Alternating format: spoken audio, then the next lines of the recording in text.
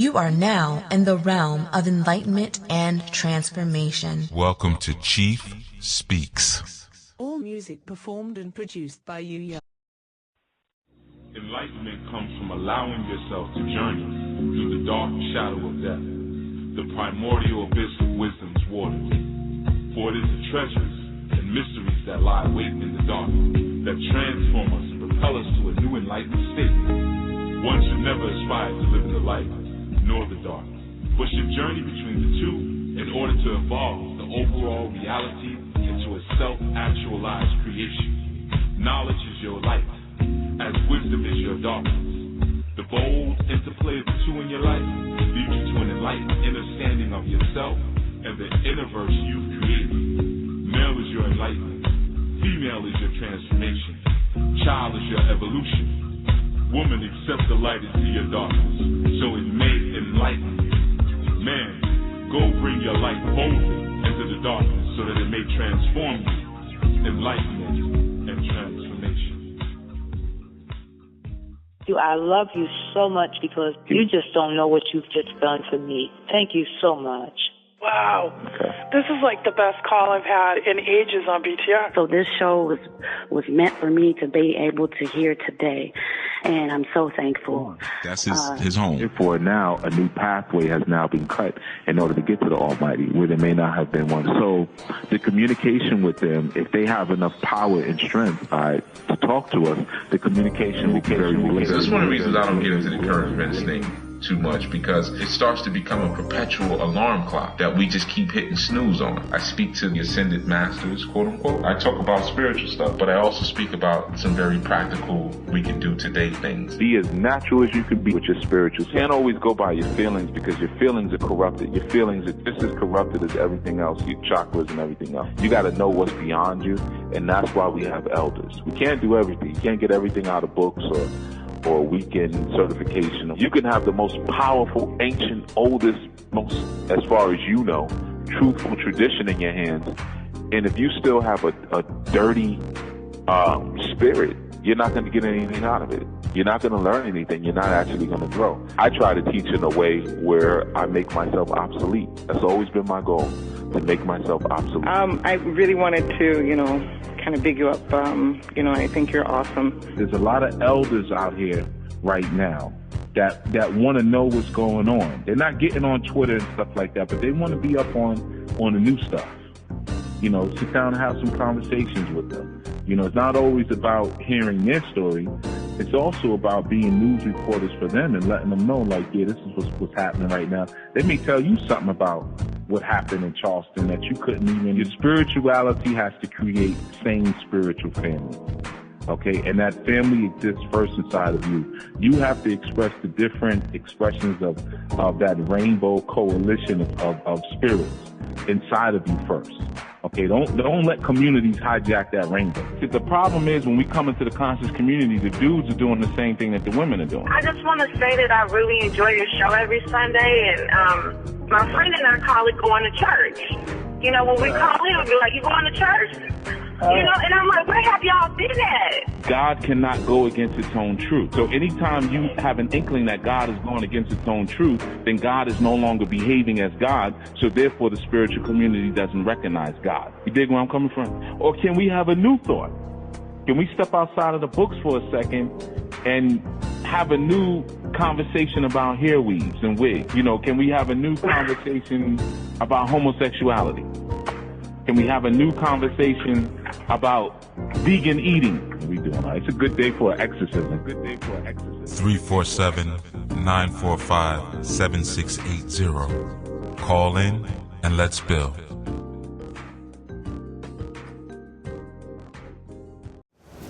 Mujiba Iyanas, Grandpa, Grandma, Book Boy Goon, Ori, Eshu, Boporisha,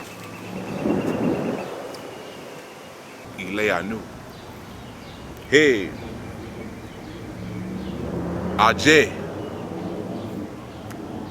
Iyami Osaronga. Greetings, welcome, salutations, Aquaba, one and all. I want to welcome all of you to another segment of Chief Speaks on enlightenment and transformation. Those of you who are listening right now, those of you who are listening from the archives, I want to welcome you to this space and thank you for arriving. I'm Chief Yuya, Chief Jegna of our new nation, head instructor of the Sadulu House Spiritual Center, and chief guide of our New Life Global Ministries. And we're now dealing with the month of June for 2016. And as many of you know, our theme this month is New Gods versus Old Gods. All right. And I know that may be a bit of a controversial topic for several reasons. For some of you who may be listening, of course, the idea of there being more than one God could be a little difficult. The idea that those same gods or that same God may expire its form at some point, which really is transformation, moving from one form to another, transversing or changing forms, is to transform. But I know it may be a little difficult for some of you listening, but all I ask is that you just follow me this month with an open mind. Let's first take it real slow. Just like we did last month, we were dealing with the keys or the principles to living an new life, and what some of those tenets may look like for us and what they may represent and the reason why they're in place. This month we're now dealing with the concept of the gods or the God, and how there is a changing of the guard when it comes to that. Now, I know just the idea and the terminology of a God is not something that you hear me speak about often, unless I'm making a reference usually to someone else's cultural references or someone else's cultural norms, and I'll say, well, they believe or something like that in this God. But I typically don't use the term much because in many of our indigenous traditions, we've been able to itemize this concept, this overhanging and overlooming concept of what a God is. And some may say deity, some may say archetype. I mean, there's so many different ways to look at it, so many different perspectives when you're dealing with a influential energy or influential force, which is really what a God is. A God is just someone, something, a force or an entity of great influence. So when people say things like, do you believe in God? It's okay to say which one. Which one has influence over me? For some, culture is their God. For some, allegiance to a way of doing things is their God. For some, family pressure or peer pressure or family influence is their God. Often your God will be something that influences you without allowing you to touch it. Okay?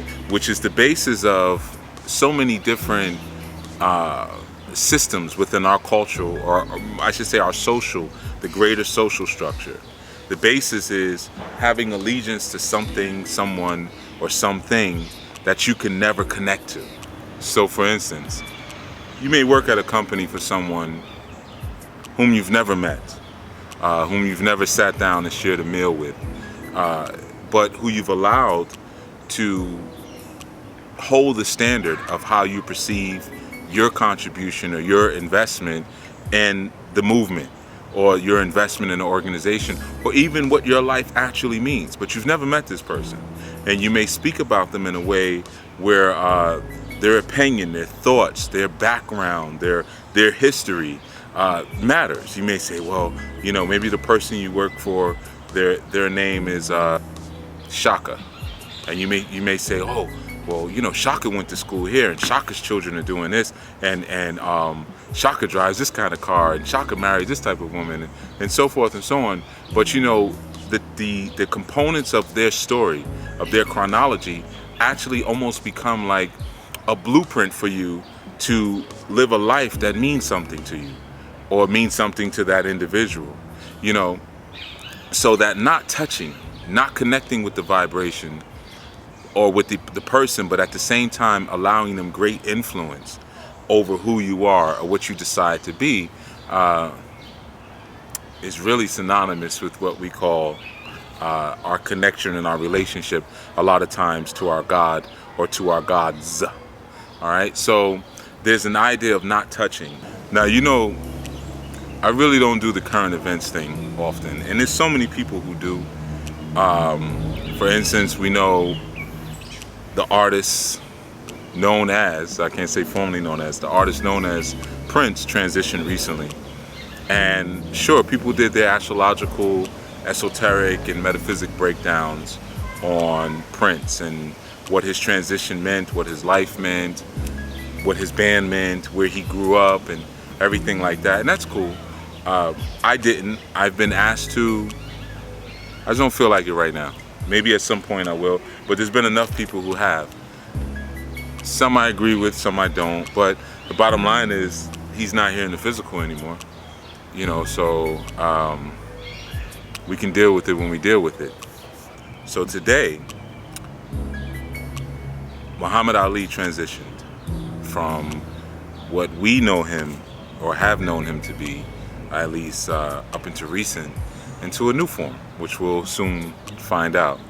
And even though I don't do the current events thing, I think Muhammad Ali was very significant in a lot of the teachings, and especially what we're talking about. I mean, it's like, so understanding that passing of the changing of the guards from the new god, the old gods to the new gods is significant, starting that series and him passing today, okay? And, you know, I picked this particular theme for this month for a particular reason. As you know, also, like I said, we just lost Prince. I can't say lost. We lost Prince as we know Prince, you know. But Prince is still moving on and doing his thing. As long as we have Oshun, we have Prince. As long as we have Prince, we have Oshun. Just like as long as we had Shango, we had Michael Jackson. As long as we had Michael Jackson, we had Shango. So the same thing goes for Muhammad Ali, who of course was our awesome representation of Shango. He couldn't have done it. I mean, he did it to a T. Willing to be jailed for what he invested his life and his thoughts and his psychology into. Willing to take all kind of flack and do things that were unpopular. Created trends, you know, even in terms of his fighting, created trends, you know. An individual that can knock you out with either hand. Individual like Michael Jackson, whose feet moves just as fast as his hands did. You know, which for any of you who are fighters, you know how difficult that is, especially considering his size. He wasn't a little person. But we speak about the changing of the guards and the transitioning from the old gods to the new gods, right? So like I said, last month I kept it very simple starting out, and I decided to, you know, just give you guys little chunks of the information and let it build up to where it needed to build up to. And this time I'm not going to do anything any different. I'm going to build slow and then go further. So Muhammad Ali, Shango. You got to understand that Muhammad Ali is Shango, okay? And Shango has many titles, of course, but most of you know him as Shango, right? That was Muhammad Ali.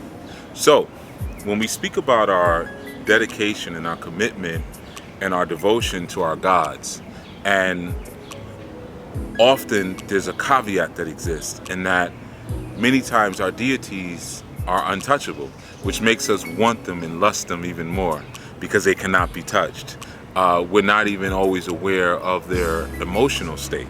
We're not aware of what they're thinking, what they're going through, what they're feeling, you know. And this is no different than an individual in a company who controls you. This is no different than being in a relationship with someone who doesn't reveal themselves to you. You know, you begin to almost worship them in a sense. The less they give you, the more you want. The more they give you, the less that you want them. Sometimes they're there, they're physically present, but they're just not emotionally there, which sometimes makes us want them even more. Well, this is the God archetype. This is the blueprint that the God that we have in every religion. Always there, always watching, don't really know for sure. Never really able to be touched. You know, having to go through a series of rituals and praises just to get a glimpse, just to get a moment of presence.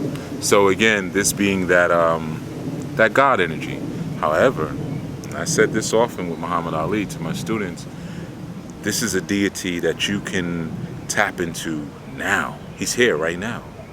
And of course, he transitioned today, but we still got Floyd Mayweather, right? So there are people who come and they typify that deity energy, or that Orisha, that's what you feel more comfortable with, or that God. They typify it to such a degree that you have to admit and know that this is what it is. How many of you listening to this segment speak Yoruba? I know some of you do. I know I have a lot of listeners from Nigeria, or who are still in Nigeria, listening in from Nigeria. But I know, because I look at the stats, most of you who listen are between Canada and the US. And Yoruba may not even be on your language list. It may be English, which Muhammad Ali spoke. So you begin to understand that the new gods emerge so that we can have a new point of connectedness and relevancy with them. So we have these new gods that we can tap into right here and now. And their story, their saga, the things that they say, the little mantras, the little bit of life advice becomes the new mythology. Muhammad Ali told us that he handcuffed lightning and threw thunder in jail. What is he saying there? What could that possibly mean? Aside from just sounding good, right? And letting us know he is the greatest. Well, if he's Shango and he handcuffed lightning and threw thunder in jail, what he's saying is that I've taken the keys and the principles to the Shango energy, and I've taken them for myself to be them now. It's no different than we read the stories about the crucifixion of Yeshua and him going into hell for 3 days and taking captivity captive. It was said that he took the keys of hell when he went down into that place, saying that now I'm the gatekeeper. Now that I've gone through this crucifixion, crossification, I now hold the key. The keys mean what? The principles. I hold the principles to going between different worlds. That's why no man cometh unto the Father but by me. So when the great Muhammad Ali told us, the greatest Muhammad Ali told us, when he revealed that statement to us, what was he saying? I now hold the principles of thunder. I now hold the principles of lightning. So if you want to connect to those cosmic energies, connect through me. Now think about something that he said, that he would say when he was the greatest. I must be the greatest. I must be the greatest. I'm pretty. My youth said that to me yesterday. Baba, I'm pretty. Baba, I'm pretty. He fights well too. And he's all broken up right now, actually, behind his hero. Muhammad Ali was his everything. But think about that for a second. What did he used to say? I'm the greatest what? Most of the time he would just say, I'm the greatest. So it's like saying, I have the principles and the keys to lightning and thunder, or to instantaneous creation, instantaneous inspiration, and I'm the greatest, meaning what? I'm the highest. Yeah, there's different gods, but I'm the archetype of this. I'm the archetype, the high archetype of thunder. I'm the high archetype of lightning. Sure, there's smaller ones, but I'm the greatest. So when we have that changing of the guards, a lot of time, what we want to look for is the supreme archetype of that particular energy. Michael Jackson was Shango, but not like Muhammad Ali. Muhammad Ali, was willing to be jailed for what he invested in. He wasn't pleading. He didn't take a plea deal. And no strike against Michael, of course. But we all have our different degree and intensity of that divine invested inside of us, right? We want to really look out for that changing of the guard. Sometimes we can get caught up in what's frequently going on in the world, and what seems to be most predominant. I mean, if we looked at in terms of warrior energy, you know, one of the things I was saying the other day is that it's just so corny out here now. Like, why is no one else as tired of the corniness as I am? You know, sometimes I speak to my family and we'll talk about certain people who are out there or figures now, and I'm always like, it's sad. You know, my heart almost hurts sometimes because I'm like, don't they get it?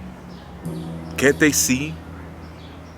Are we just all that corny? Have we all just lost that much ability to see what's really going on, to see who's real from who's not real? You know, and when you see all of these greats going, you know, all of these great archetypes, think about how many fighters Muhammed Ali birthed. Think about who Joe Louis birthed, which was Ali, you know. But, you know, you think about Prince. Think about how many artists he gave birth to. I remember speaking to a close friend of mine who's actually, was, of course, one of Prince's musicians. And we grew up together.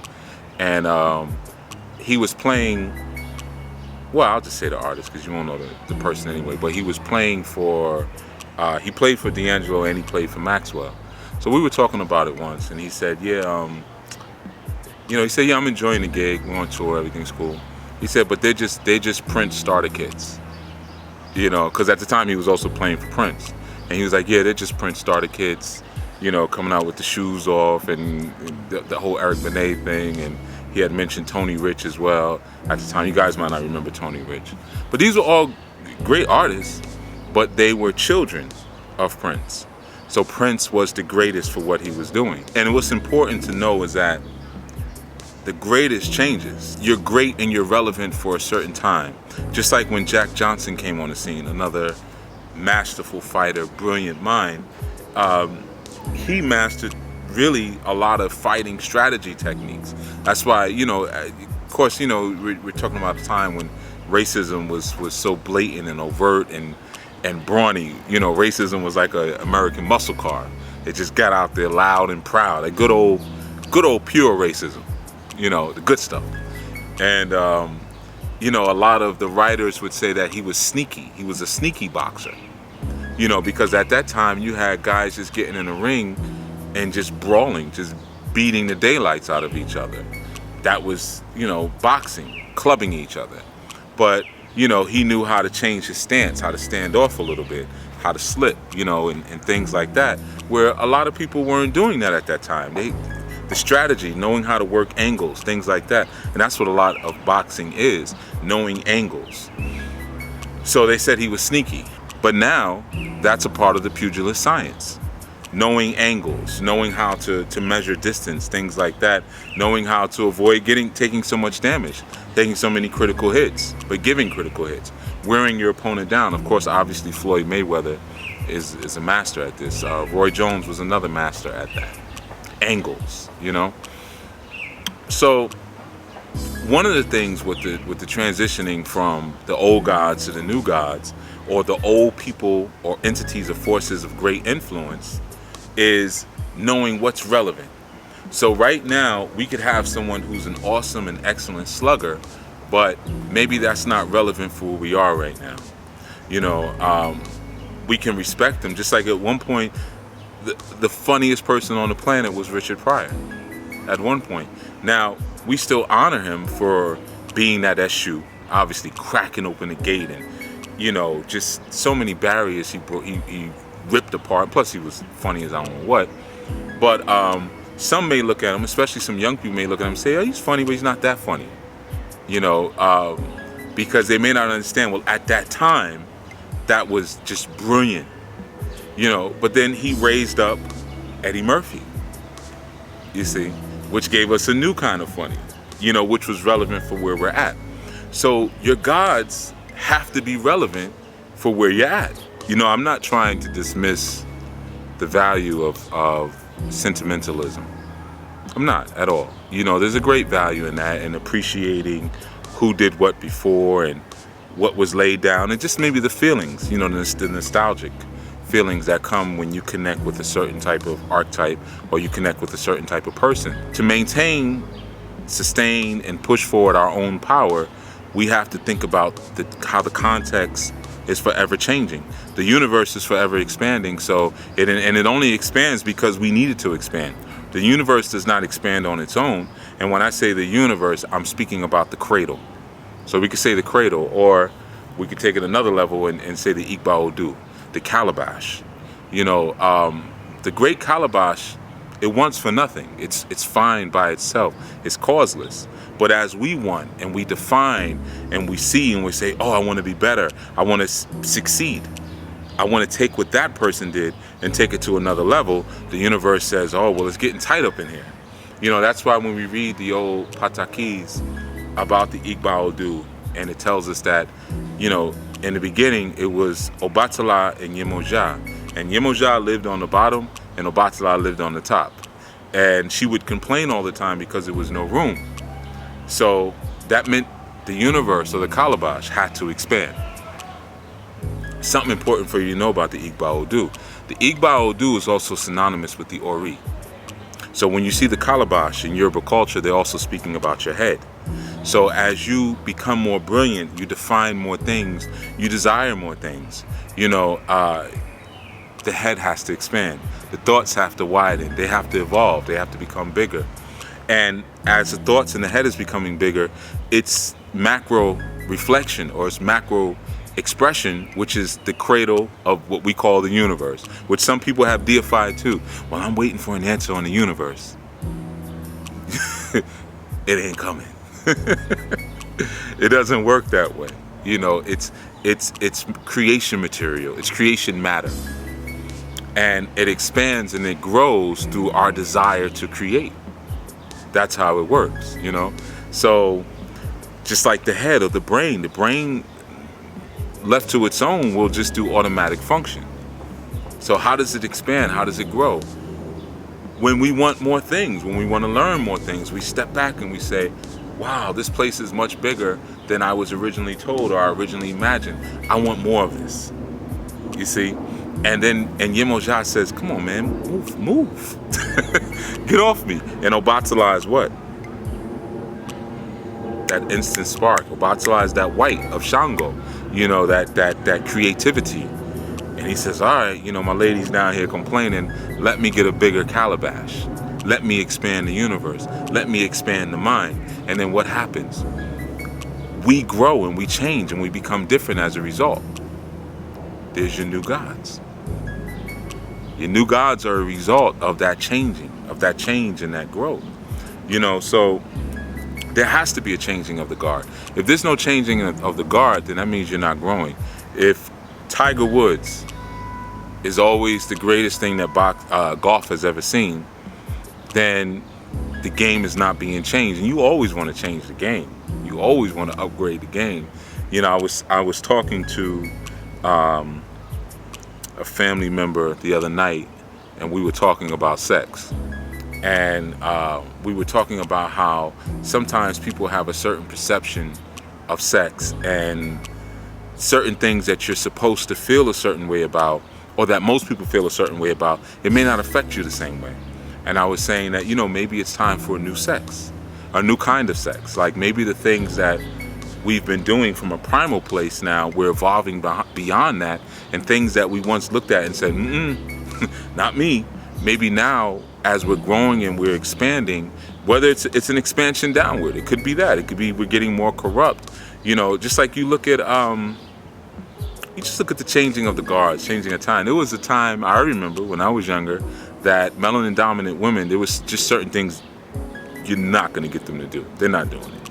You know, you have to go elsewhere for that. But as people are always looking to top themselves, certain things that were now once very taboo have become foreplay.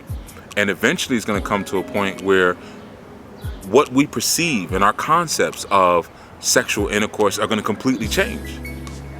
It's going to grow. Maybe it's going to become more spiritual. We're going to introduce more of that element in it. You know, maybe on certain days of the strong, we'll do certain types of things. And, you know, or when we decide to abstain from sex, it will be because of a certain time and reason, not just because we got hurt.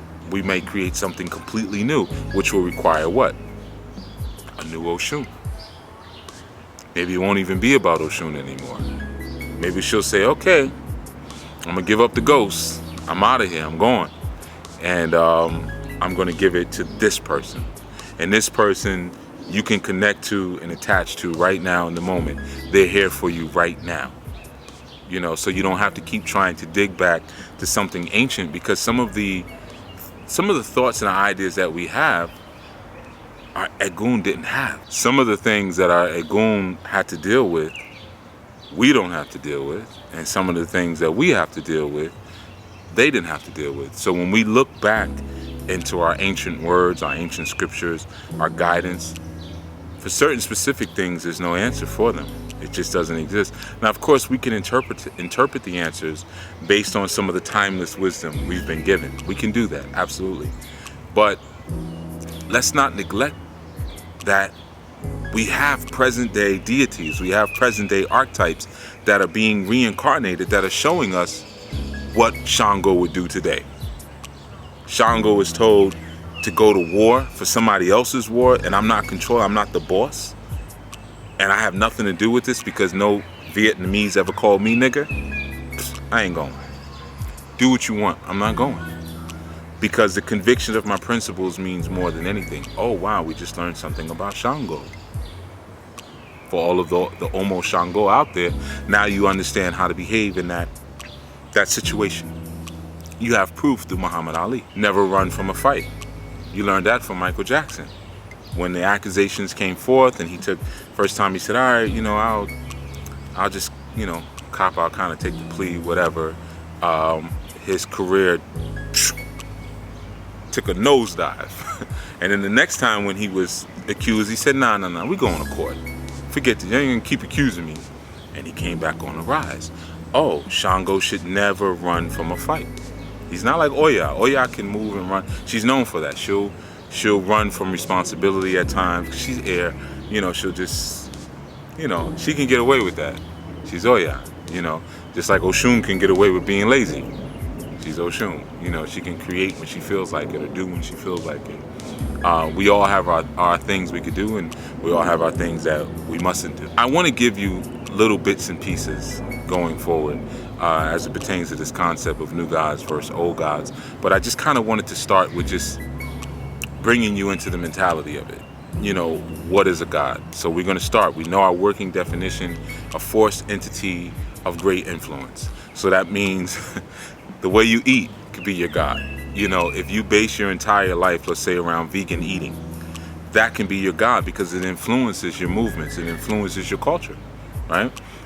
Your culture could be your god. Your anger could be your god. What it is that you think about and you obsess about all the time usually is what you eventually become. Well, that's usually the, at least it should be, the ambition when we're dealing with any deity, is to become them and then go beyond them. Now, when we have to go beyond them is when the calabash expands, you see, when the universe expands, right? The universe is waiting for you to feed it. It's not the other way around. It's already fed you.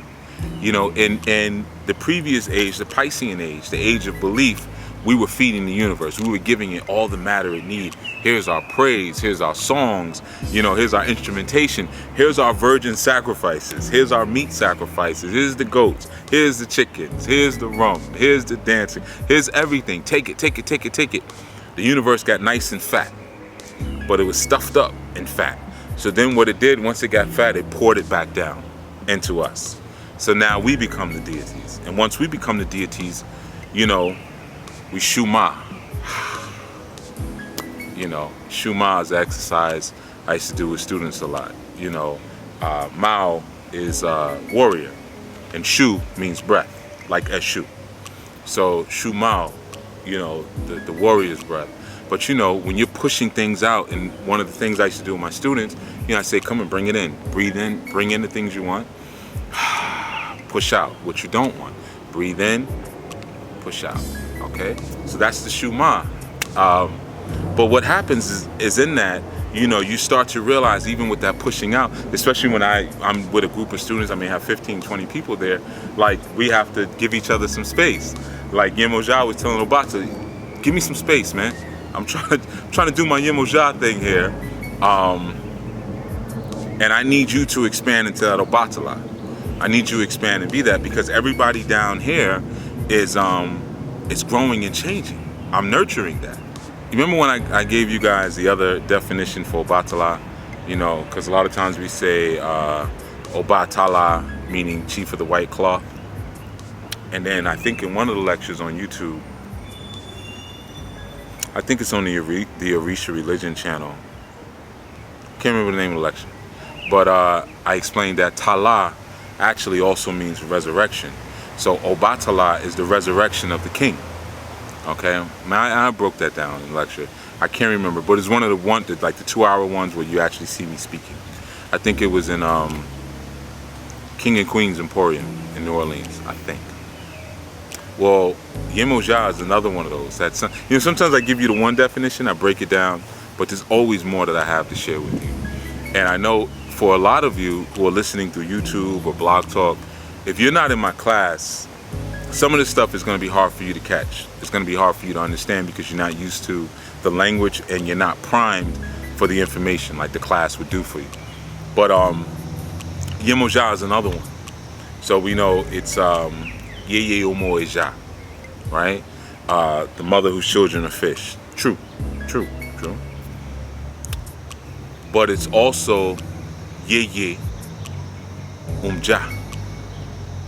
Okay? And Umja takes us again to our Bantu. We have Moja.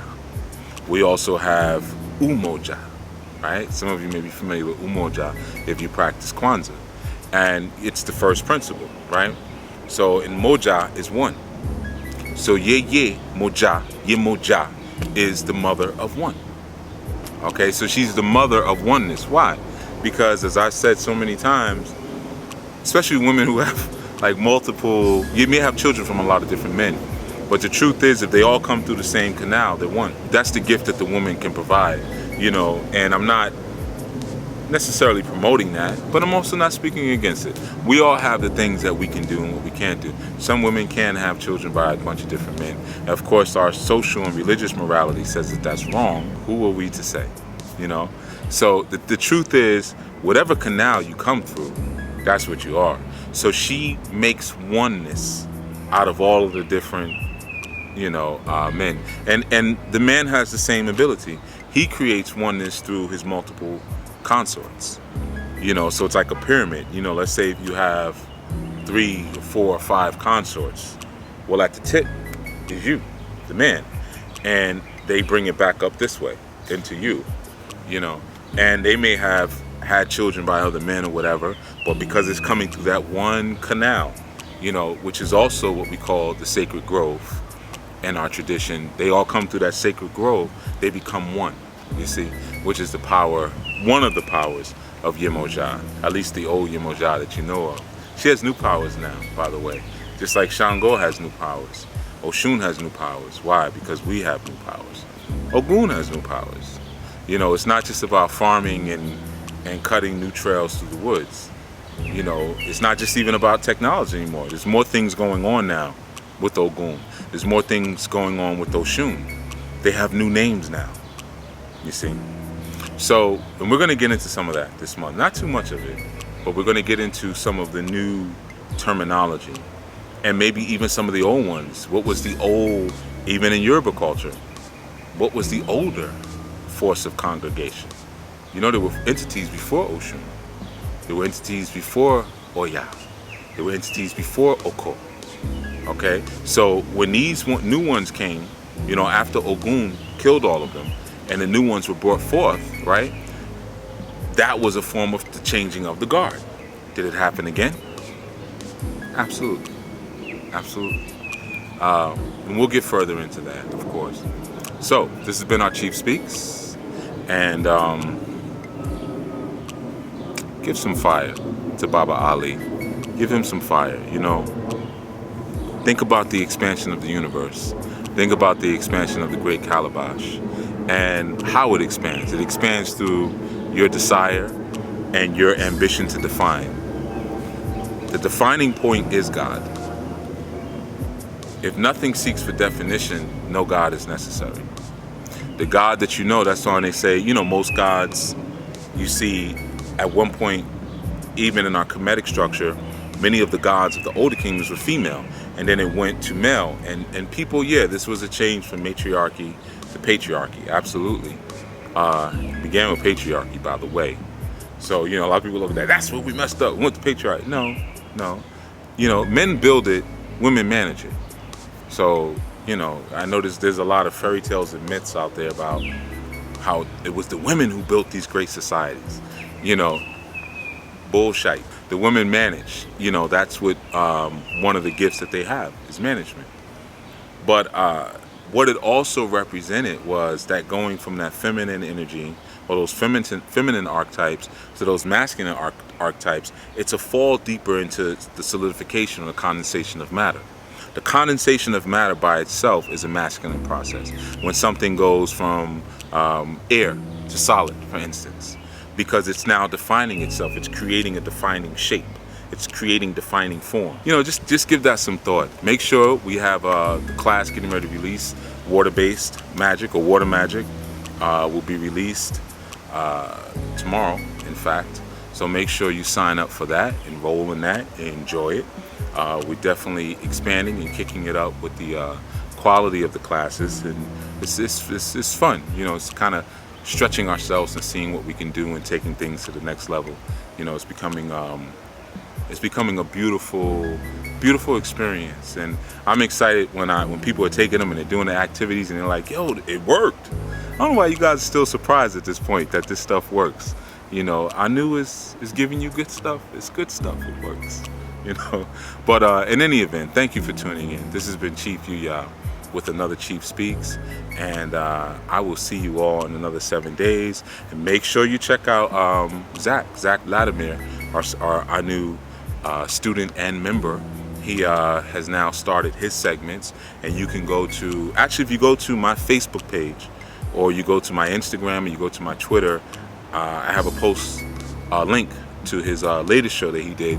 He was breaking down or expounding on the show I did on positive affirmations. It was pretty good. So, you know, check that out. But yeah, there's a link on my Facebook page, and there's a link on the Sadulu House Facebook page as well. I'm sure he's probably got a link on his page. But yeah, check out that show that he did on positive affirmations. He's got a lot more coming. And, you know, if you want another perspective, another voice, Zach is a lot friendlier than I am. You know, so if you get tired of hearing me, you could definitely tune in to Zach and get his vibration and his perspective on the Anu teachings. All right. If you're not a member of the Anu Life Global Ministries, I urge you to go to the website and sign up. Okay, anulifeglobal.org, ANULIFEGLOBAL.org. You can go there and sign up. A lot of you have been kind of just sending contact messages through the site. You know, definitely call in at the end of the month when we do the live shows. You know, we did a live one last Sunday. It was a lot of fun. But if you want to just share your testimony, whatever, because some people have been sharing their testimonies on the sites, which is cool. Not discouraging it, but let everybody hear it. You know, let everybody hear it. Don't, you know, private email is cool, but it helps more people when you share with more people. All right, so don't be afraid to do that. You don't have to give your real name. Don't worry about it. I won't shout you out. But yeah, make sure you guys call in the end of the month, 347-945-7680. Don't forget also this month we have the new show coming. Sister Kim is doing an open panel call in, just whatever you guys want to talk about. Don't worry, I won't jump in and correct anybody. But Community is the name of the show that we're going to be doing on Tuesdays and Thursdays between 1 and 3 p.m. Eastern. Okay, so you want to call in, I'll be calling in too. And but don't worry, I won't be shouting anybody out. It's going to be a laid-back thing, but you know, just an effort for us to really connect a little bit more as community, and connect a little bit more as those who are appreciating not only this information, but appreciating their journey, and we're all appreciating it together. So that show, you know, I said we need to do I was like, it's time for us to kind of give maybe a more friendlier and just community-based experience to kind of start to prompt us for some other things that you'll see. We're always making moves, okay? So thank you so much for listening and for tuning in and for connecting. I urge you to share this video. If you enjoyed it and you got something out of it, share it. Click like, subscribe. The channel that Zach is on is Anu, so Anu Nation. So go to that channel, subscribe, like, comment. I'm thinking of 3 things. Subscribe, like, comment, share your thoughts, share your ideas, enjoy one another. Enjoy one another. All right? So this has been Chief Yuya. Thank you so much. And everyone be safe, everyone be well, and give some fire to the champ, to the greatest. Okay? And look out for the next greatest. Maybe it's my youth. Peace. Anu Nation is home to the Anu spiritual order founded by Chief Jegna Haru Yuya Asan Anu. Some of the components of Anu Nation are Anu Life Global Ministries, Enlightenment and Transformation, Sadulu House, and Osiris Life Spiritual Services. SaduluHouse.com is the school component of Anu Nation, where spiritual empowerment through education and training is emphasized. One way that is accomplished is through our monthly webinars. Our webinars are packed with foundational information, rituals, and live instruction to empower your spiritual work. At SaduluHouse.com, you can view our diverse list of topics for this year that range from meditation to sex magic. And you can also register for any of the webinars at your convenience, sign up for our introductory Orisha class, schedule a spiritual reading, and sign up for the Anu Spiritual Training course. Enlightenment and Transformation is the media component of Anu Nation. Here, you can view all of our archive shows from over the years to our current segments. They include Chief Speaks, Masterminds Monday, Anu Asafo, Thunderground Thursdays, and Foundational Fridays. You can also visit us on our YouTube channels. They are Enlightenment and Transformation, Orisha Yoruba, and Anu Nation. Osiris Life Spiritual Services is for those who are ready to take the necessary actions to bring your life into holistic balance. Here we offer consistent monthly one-on-one coaching, solutions that are tailored just for you, practical hands-on self-development techniques that will accompany your monthly readings, and customized practical strategies designed for you that guarantee positive results. Simply choose the package that best fits your needs. And last but not least, AlphaOmegaStore.com. The Alpha Omega Store is our online botanica where we offer divination tools, herbs and incense, DVDs, books, and other hard-to-find ritual items. You can also get our best-selling foundational book, Grasping the Root of Divine Power.